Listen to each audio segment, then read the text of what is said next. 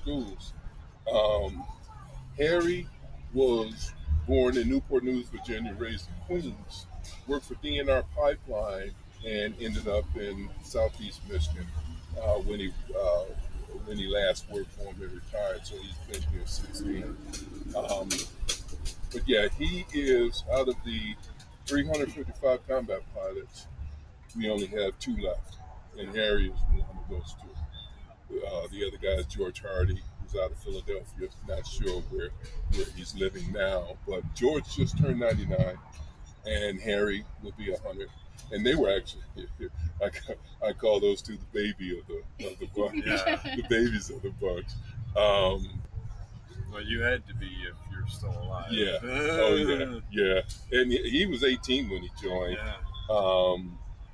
He had to do some college prep classes and things like that, but yeah, he was on the young end when he Are joined. you related to anyone? No, my uncle, his mentor was a Tuskegee Airman. If you've seen Masters of the Air on Apple Plus, the last two episodes they introduced the Tuskegee Airmen. Three of the characters, one of them is Alexander PBS Jefferson. had a special too. Yeah, I the didn't mean to Real interrupt you, Redtails. but yeah, I've Yeah. seen it on PBS. Yeah, It's so cool. Yeah, Yup. the Real Red Very Tails cool. is connected to our museum. All in young Detroit. men when they went and did that. Oh, yeah. It's like, holy smoke. But Alex is one of the characters, Bob Daniels and Richard Macon. And both Alex and Richard Macon ended up being members of the Detroit chapter. And Richard Macon was my uncle's mentor when he was a teenager. So I didn't learn anything about the Tuskegee Airmen until 92. When me and a fellow captain went to our museum down at historic Fort Wayne in Detroit, and I seen the uniform of a electronics teacher at the high school that I graduated from, Cass Tech, Walter Downs, who was an electronics teacher. Never had him, but I was in aerospace technology. And our teacher, Mr. Tolliver, was an Obama pilot that used to tell us war stories all the time.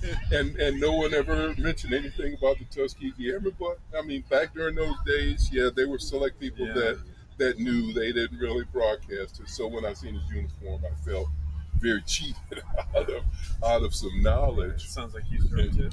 I served in the Army Reserve. You're welcome. Thank You're you for your welcome. service. Yeah, thanks. You're welcome. I served I got commissioned May of '86 and started my reserve time in, when the hell was that? April of '88. Got out June 2000. That's for you to do this car and do it as remembrance for the. Thank you. Yeah. Yeah, very cool. Welcome, appreciate Definitely. it. Definitely appreciate it. How big is Yeah, those the- guys are heroes, that's for sure. Oh, yeah. Because, nobody else would have done it. Yeah, and the thing is, knowing history, there's lots of families out here whose grandfather, great grandfather, even father served in World War II. Yeah, my Greatest dad was generation. Vietnam. He's a helicopter pilot. Yeah, Yup. so just having that relationship to history. I have still been trying to find out my mother's uncle, my granduncle. He joined the Air Force October '48. The Air Force did not fully desegregate until July '49. But I know another guy in our chapter who joined the Air Force, I want to say in May of '48, and he said they sent him to a desegregated unit. So I don't know if my uncle was assigned to a desegregated unit at the time or if the segregated 332nd composite group. I'm not quite sure. I've got to find some military records, but I've been trying to find stuff, piece everything together and whatnot. Through Ancestry.com, I have found that at the very least, I've got a fifth cousin on my father's side that was one of the first, I want to say 13, for the Triple Nickels, the 555th Parachute Infantry. First black paratroopers that they didn't want to send them to war. They ended up sending them out to the West Coast because the Japanese would send incendiary balloons. And as a matter of fact, my man Wayne that's part of that documentary. Right. The state archaeologist was saying that they found incendiary balloons in the waters around here. Oh yeah. From that time. Yeah. So those Japanese balloons made it all the way over to Michigan, but the majority of it just It's interesting in stuff. Seattle. And their mission was to go out and extinguish the fire. You know, they parachute them in and go out and extinguish the fire. So, and then my great-grandfather, my mother's grandfather, was a member of the 505th Engineering Battalion, who in World War I paved roads throughout France to advance the mission. So there's some history there, but nothing directly connected to the Tuskegee Airmen. I've always been fascinated with aviation. I've always loved aviation, and I just gravitated to this. Did you know, like in World War II, I've seen this on PBS too. They took the guys and they took a passenger ship and made it like a half-scale aircraft carrier, and they would have them. So it was right after Pearl Harbor, right? Okay. And so they had them. All they had to do, touchdown, take off. Touchdown, take off. Off you go. Yeah. 18 years old, right? And they right here in Michigan. Yeah. Because they wanted to simulate a large body of water. Yeah, and that's what the 477. It's so cool. I love history like that. It's awesome. That's where the 477 was stationed out at Selfridge. Right, so exactly. Amongst the pilots were single engine and twin engine. And the twin engine pilots, they were trained for the 477. If you've seen either the Tuskegee Airmen or Redtails, and they show scenes where the black officers try to get into the officers club out in the field of battle and they're denied. Yeah. That actually happened. That was at Selfridge. That happened at Selfridge. The base commander and their commander didn't want any integration whatsoever, so denied them entry to the officers club. 332nd cycled through there, and that's what that documentary is about. 332nd cycled through there to learn how to fly the P-39s. Yeah, can you imagine flying one of them things? Holy smoke, man! It's got the I tell you what, there's a lot of power. Yeah, they didn't play. The engine sits behind you. The doors open like car doors. There's a 50 millimeter cannon that comes out the tip of the nose, and there's two machine guns that sit on top of the cowl. And this is what happened to right up here, right up there. Yep, the P-39 that they found out here in Lake St. Clair. Yeah, I heard as they pulled up the parts, they started piecing it all together and realized what happened to him. He was practicing some low-level gunnery, and as he squeezed the trigger for the 50 cal for the machine guns, they're supposed to be timed with the propeller. Yeah, exactly. They cut the prop off. Oh, no, look out. It actually put holes in all three of them. Oh, but man. One of them mechanically came off about 300 yards before the plane hit the water. Another one ended up about another 100 yards away from the plane, and then one is still on the gear. But that's what they discovered, that that mistiming of the machine guns is what did him in, what screwed it up. Yeah, the Yankee Air Museum's restoring a bunch of the planes because some of those guys crashed on the lakes. Yeah, and they're pulling them planes up and redoing them. Yeah. Well, they're pulling up Moody's. They're not pulling up the entire plane. They're pulling up parts of it. Yeah, they got the propulsion system. They've got a door. I think they've got the tail.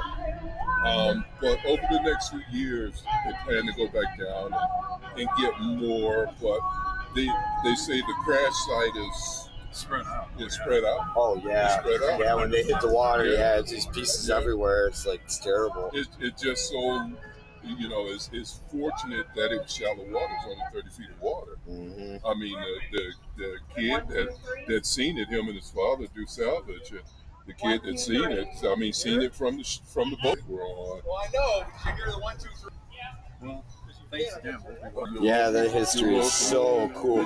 This is important history that. Yeah, Yankee Air Museum. Yeah, now there's some cool stuff. As far as our museum in Detroit, we've got technically 3 locations, but one is at the Charles H. Wright African American museum. They've got a Coleman room, and they've got a permanent display in there.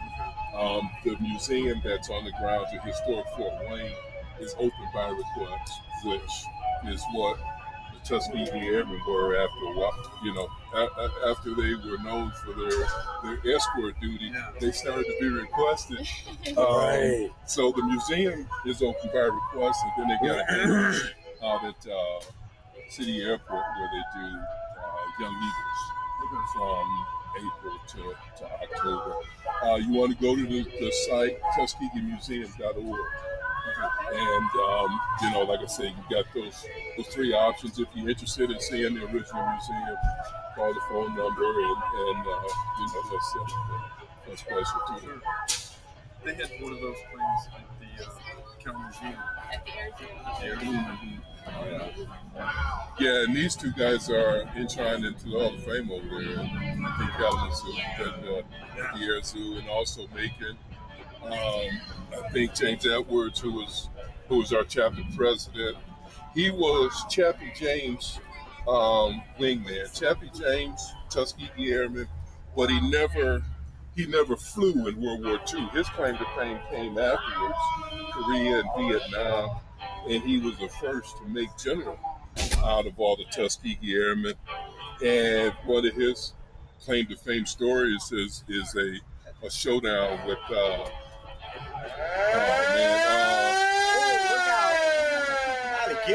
what's his name? Gaddafi. Omar Gaddafi, back in the early 70s. You say almost shot him at that time. I can't remember the exact details of the story. But yeah, James was his wingman in Korea, and he applied as a commercial pilot for Delta, and they still weren't hiring, the major airlines still weren't hiring African Americans. And with the help of some other Tuskegee Airmen, the organization didn't exist at the time, but with the help of some other Tuskegee Airmen, they filed a lawsuit against Delta, and Delta eventually hired him and gave him original seniority from the day that he originally applied. Excellent. Good. Yeah, that's good stuff. Yeah, so we should do. I will have to give permission.